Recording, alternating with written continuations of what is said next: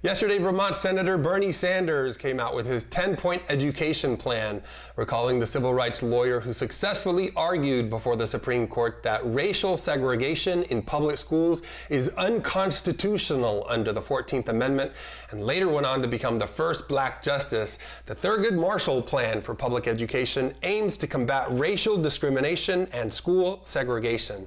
65 years after the landmark Brown v. Board, our nation's schools are more segregated than ever, and black students are 4 times as likely to be punished for the same infraction as whites. Bernie's plan would triple Title I funding, which our current education secretary would eliminate to make room for her school voucher scam, and funding teacher training programs at historically black colleges and universities.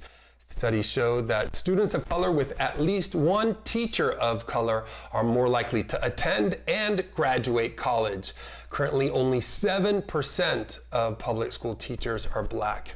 The plan also calls, here we go, for a ban on corporate charters, echoing the NAACP's 3-year-old moratorium until a national audit can fully determine the extent of the well-documented waste, fraud, and abuse that's rampant in the industry. Quote, "We do not need 2 school systems. We need to invest in our public school system." Thurgood Marshall said that all children have a right to an equal opportunity to reach their full potential as citizens. In my view, the only way to accomplish that goal is to guarantee every person in our country a quality education as a fundamental human right. Unlike former Vice President Joe Biden, who as a young senator was opposed to busing and desegregation, Bernie's plan would allow local school districts to access federal money for busing and increases funding for desegregation programs.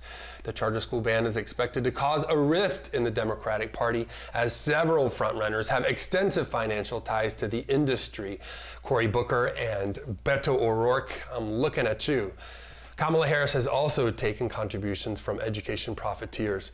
Apparently, some Democrats don't mind corporations stealing assets from poor and minority communities as long as there's a buck in it for their donors.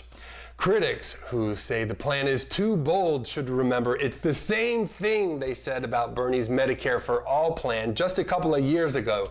Now over 6 Democratic contenders have signed on to some form of the plan. If you found this information helpful, share it with a friend, and don't forget to click on the subscribe button.